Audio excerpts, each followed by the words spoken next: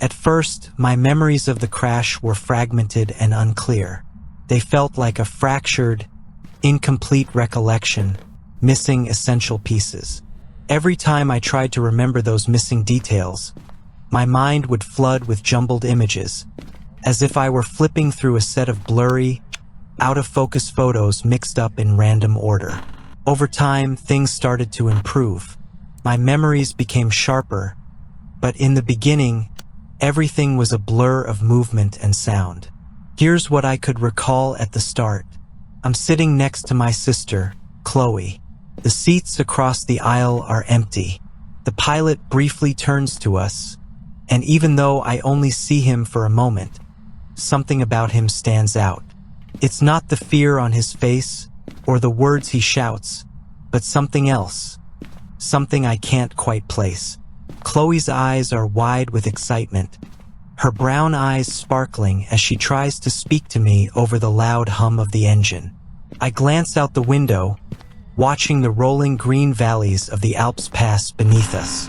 Pine trees scatter across the landscape, forming unique shapes that seem almost like ancient markings in the earth.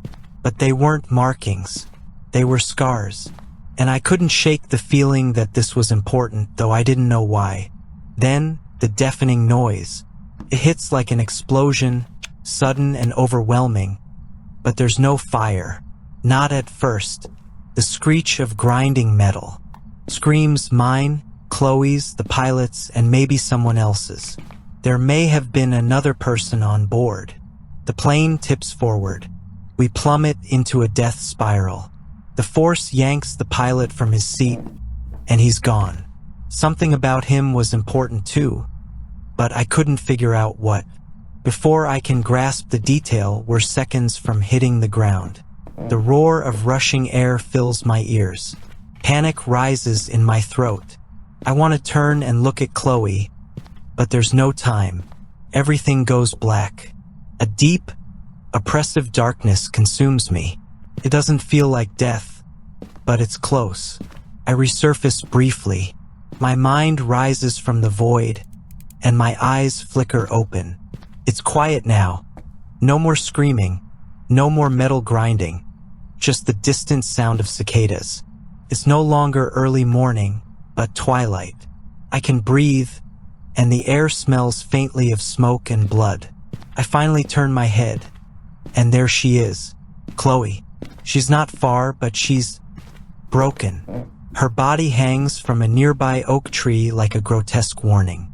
Dark red blood stains the bark beneath her. It's warm and sticky on my fingers when I touch it, reaching up to pull her down from the branches. She's too high, but I keep stretching my hands up, pleading for a miracle. Over and over, I try to bring her back down, as if holding her body tight enough would keep her soul tethered to the earth. I blink. When I open my eyes again, I'm in a hospital room, lying in a bed. The silence is overwhelming now. For hours, I drift in and out of awareness, until a voice cuts through the quiet. What do you remember about what happened to you, son? A tall, rugged man in a stained white lab coat stands at my bedside. His cold blue eyes locked onto mine. The first week in the hospital passed quickly. Dr. Turner and Nurse Sarah were extremely attentive, always at my side. I didn't question much at that time, allowing myself to rest. Once I was fully awake, I explained to Dr. Turner what I remembered about the crash. He listened closely from a chair beside my bed. Chloe and I were from Boston, vacationing in the Swiss Alps. Something went horribly wrong with the plane. I couldn't recall whether it was a sudden mechanical failure or an accident with another aircraft, but either way, we plunged to the ground like a falling star. I thought of Chloe. A question lingered in my throat, refusing to leave, a painful weight I couldn't ignore. Finally, I asked. It was as though the fear had burned away, leaving only an empty space where courage bloomed. Do you know if my sister made it? Dr. Turner raised an eyebrow. Brown hair, a mole on her cheek? He asked softly. I nodded, holding my breath. Yes, we have her here. She's in critical condition, but we're doing everything we can. We believe she'll make it, though she hasn't woken up yet. Relief flooded me, and I sank back into the pillow, tears welling up in my eyes. As I quietly cried, Dr. Turner explained the rest. How I'd arrived at the hospital, what happened next. The plane had crash-landed in a rural area of southern Germany, near Bavaria. A local farmer witnessed our descent and immediately called for help. Chloe and I were taken to a small county hospital nearby. I had broken both legs and lost a lot of blood, but I was otherwise okay. Chloe had suffered worse injuries internally, so she was in the ICU. Dr. Turner was confident she would recover. There were no other survivors. He stood up, patted my shoulder, and told me to rest. Nurse Sarah would be in shortly to check on me. When can I see her? When can I see Chloe? His steps slowed and he stopped. He stood there, his back to me, hand on the door handle for a long, uncomfortable moment. No words. After a minute, he twisted the knob, opened the door just a crack, and left. That's when I knew something was wrong. As the door closed behind him, I caught a glimpse of what lay beyond. He hadn't opened the door wide enough to hide what was on the other side, but I saw enough to feel a chill run down my spine. The clock on the wall read noon, yet the hallway outside was pitch black. The darkness outside was only the beginning. Once I noticed that unsettling detail, I became aware of several other strange things that didn't add up. The hospital was eerily quiet. No overhead announcements, no sounds of bustling nurses or patients, no beeping machines or churning wheelchairs. Even my room was silent. I hadn't noticed it at first, but now it was impossible to ignore. I was hooked up to N4, and there were monitors above me, but they were silent. Shouldn't they beep? Shouldn't I hear something? The only sounds were the voices of the staff when they came into my room. And that brings me to Nurse Sarah. At first, Nurse Sarah was a comforting presence. Her very demeanor was soothing, gentle, almost grandmotherly. Her silver hair cascaded over her shoulders as she moved around the room, and her wrinkled smile warmed my spirits as I passed the time recounting my life to her. She constantly reassured me that the hospital was doing everything it could to help me recover. But over time, what once seemed like kindness began to unravel into something more disturbing. For starters, it felt as though she never left the hospital. For an entire week, she was the only nurse I saw, coming and going at odd times, never following a clear shift pattern. One day, she entered my room 3 times within an hour to take my temperature, only to disappear until the next day. On another occasion, I woke to find her measuring my blood pressure, but without a stethoscope, a crucial part of the procedure as far as I knew. She didn't even glance at the meter. Instead, her gaze was fixed on me, her voice repeating the same mantra. "Aren't we taking such good care of you? Aren't we taking such good care of you?" Over and over, she inflated and deflated the cuff without any concern for the readings, as if her words were the only thing that mattered. At first, I pretended to sleep, but after an hour, my patience wore thin. "Sarah, do you ever leave? Or are you the only damn nurse in this whole place?" I shouted. The sound of the cuff deflating cut through the tension, slowly fading into an uncomfortable silence. She stood up, walked to the door, and left without a word. Her behavior reminded me eerily of how Dr. Turner had reacted when I asked about Chloe. That was the last time I saw Nurse Sarah. At least the last time I saw her alive. From that moment on, every nurse was different. It was as though my single complaint had somehow rewritten the hospital's staffing system. I was visited by 30 different nurses over the span of a few days. It didn't make sense. I'd asked for different nurses, and that's exactly what I got. As the days dragged on and my suspicions grew, I began formulating an escape plan. The only thing that held me back were the casts on my legs. Since I'd woken up, both of my legs had been encased in thick, marble-white plaster. But these casts didn't look professionally done. They were rough, uneven, and weighed far more than they should have. Some areas had thick layers of plaster, while others were thin and inconsistent. The material seemed almost excessive, molded tightly around my legs in a way that made it impossible for me to move freely. It felt as though the casts were designed to act as chains, trapping me to the bed. Were my legs even really broken? The thought seized me, sending panic coursing through my body. "I want to see my sister," I demanded. The nurse, a short man with a thick brown-red beard, dropped his clipboard in surprise. It hit the floor with a loud clatter. Without a word, he walked to the door, opened it, and left. As he exited, I grimaced. The oppressive darkness outside my room, which had been slowly gnawing at my nerves, now felt more suffocating than ever. I needed to know what was really out there, but I feared the truth.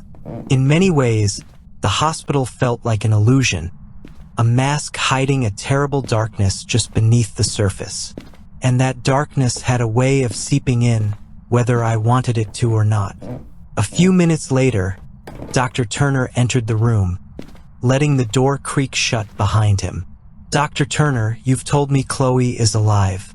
You've assured me she's recovering here, but I've never seen her once. Bring her to me or take me to her," I demanded. His cold blue eyes bored into me, radiating frustration and anger. "She's not ready," he muttered. I stared at him, stunned, my anger rising. "What the hell does that mean?" He looked away briefly, as though searching for the right words. Then, as his gaze shifted, I noticed a subtle detail on his face. Something familiar. A memory from the crash flickered in my mind. Before I could piece it together, he spoke again. "Chloe's not ready for visitors, I mean. All right, well, what's the holdup? Why isn't she ready?" His eyes met mine again, now hard and resolute. "Soon." At those words, he turned away, leaving the room without another word. I said nothing in response. No protests, no anger. Just a deep, unsettling confusion that twisted inside me. Then it clicked. The pilot had a scar just like that. I remembered it clearly, along with the words he'd spoken before the crash. Something just landed on the wing. Moments later, whatever had landed violently tore him from the cockpit. That realization was like a blow to the head, sending me into a dazed sleep that lasted for hours. When I woke, the clock read 1:15 midnight. I had been out for over 6 hours, but a sharp, stabbing pain in my lower back pulled me from my stupor. I reached behind me, my fingers brushing against something hard and metallic embedded in the old bedding. After a moment of panic, I realized it was a steel spring. Its sharp end had been worn down with time, but it was still sharp enough to potentially cut through the plaster casts. Before I could attempt to remove it, something changed. For the first time in a month, my room was completely dark. As I scanned the shadows, something in the corner caught my eye. A shape still and silent. Someone was in the room with me. Who's there? I whispered, my voice trembling. The figure sprang to life, moving forward until it loomed over me. When it grinned, my heart raced with a mix of disbelief, terror, and relief. It was a confusing whirl of emotions that I couldn't hold on to. "Chloe," I whispered. First, she nodded slowly, but then her movements became frantic, unnaturally fast, as though her neck might snap under the force. Her head moved in jerks, violently shaking up and down. I froze, unable to move or speak. I could only watch in horror as she approached me, her movements wild and unnatural. When she leaned over the bed, the nodding stopped. Her face was inches from mine. Yes, it's me. Don't worry, okay? Don't ask about me. I'm fine. They're taking such good care of us here." Her eyes, once brown, were now the same gray-blue as Dr. Turner's, as Nurse Sarah's, eyes that had haunted me. With that, she stood up, turned, and walked out the door. From that night on, I accepted that Chloe was gone. I turned all my energy to escaping. Grief could wait until I was free from whatever had taken her, and had taken her form. I worked tirelessly to weaken the casts, scraping away at them with the spring. Every time one of the creatures, disguised as a nurse, came in, I acted normal, pretending to be grateful and engaged, knowing that showing appreciation kept them calm. Eventually, I'd done enough damage to the casts to know I could break free with a bit of force. But once I did, there would be no going back. I had no idea when the right time would be, but I couldn't wait forever. One day, luck was on my side. The thing was nearby, but distracted. My weakened legs couldn't support me, but I dragged myself across the floor, relying on my arms to pull me forward. When I reached the door, I stopped to listen. No footsteps, no voices, just my racing heart. I took a deep breath, reached for the knob, and opened the door. What awaited me outside was not the hell I'd imagined. It wasn't quite that bad. I really was in a hospital, but it had been abandoned for years. A discarded newspaper dated to 1969 confirmed it. The hospital was in ruins. Dust, broken glass, and insects covered the floor as I crawled through the wreckage. At the end of the hall, I saw a patch of light, a potential escape. As I got closer, the smell grew stronger. Rotting fish, bleach, and leather filled the air. I knew then that the thing was still here, and when I reached the room, I saw it. It had used the bodies of all the people I had interacted with, Dr. Turner, Nurse Sarah, Chloe, pretending to be them. Hanging in the room were hundreds of eyeless corpses, swaying like grotesque mannequins. And in the center, holding Nurse Sarah's body, was the creature. It had turned Sarah's body into a grotesque puppet, brushing her hair with a small wooden brush, spoke, and my blood turned to ice. A chorus of voices, 20 or 30 of them, all whispering together. "Aren't we taking such good care of you? Aren't we taking such good care of you?" I wanted to scream, but before I could, the sound of helicopter blades filled the air. The thing shot into the sky, leaving me alone with the macabre scene. I didn't see Chloe's body, but maybe that was for the best. It took me nearly a day to find another person, a man and his dog. They brought me to a real hospital, where I spent the next 6 months recovering. I told the police about the crash, the abandoned hospital, and the thing.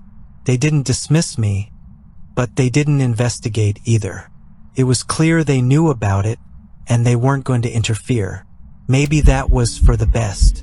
That was 10 years ago. Since then, I've tried to put my life back together. I got married, had kids, and buried Chloe symbolically in a grave with a tombstone. I listed her date of death as the day of the crash. I hope that's true, but I'm not sure, and I try not to think about it. The hardest part has been learning to trust people again. Being alone in a room with one other person feels unsafe. I check their eyes, but sometimes that's not enough. Today, my wife came home early. She's been acting strange, sitting on the couch in silence. Her eyes have always been dark blue, but today they look different. I'm locked in our bedroom now, and I can hear her downstairs, but I can't make out the words. Once I post this, I'm going to open the door and find out. And I pray to God it's not what I think it is. We're going to take such good care of you,